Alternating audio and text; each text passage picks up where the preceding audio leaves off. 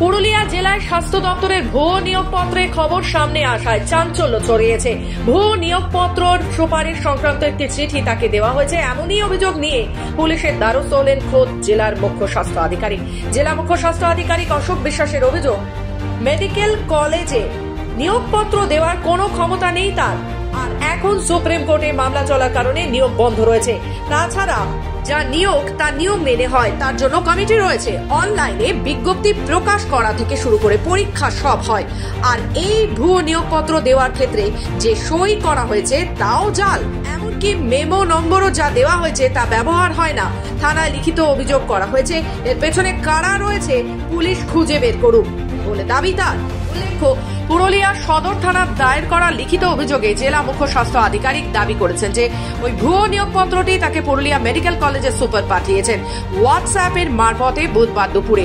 যদিও ভুয়ো ওই নিয়োগপত্র দেওয়ার নির্দেশিকায় লেখা রয়েছে নিম্নলিখিত 13 জনকে পুরুলিয়া মেডিকেল কলেজে রাতের সাথী প্রকল্পের স্বেচ্ছাসেবক হিসেবে নিয়োগ করা হয়েছে এবং ওই প্যাডে লেখা রয়েছে পশ্চিমবঙ্গ সরকার জেলা মুখ্য স্বাস্থ্য আধিকারিক কার্যালয়।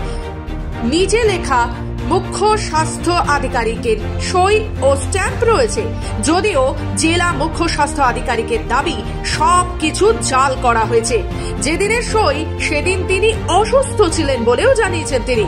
এ বিষয়ে জিজ্ঞাসা করা হলে পুরুলিয়া মেডিকেল কলেজের সুপার সুকমল বিষয় জানান, এ ধরনের বহু জাল নিয়োগপত্র ঘুরে বেড়াচ্ছে।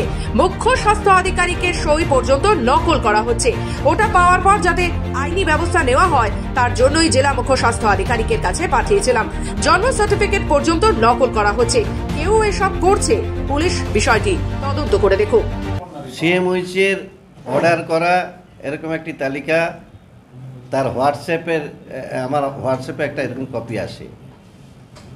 তো তাতে দেখলাম যে এই 10-11 জনের মধ্যে একটা নাম দেওয়া আছে এবং তাদেরকে বলা আছে দেবেন Mahato government medical college and হসপিটালে যোগাযোগ করতে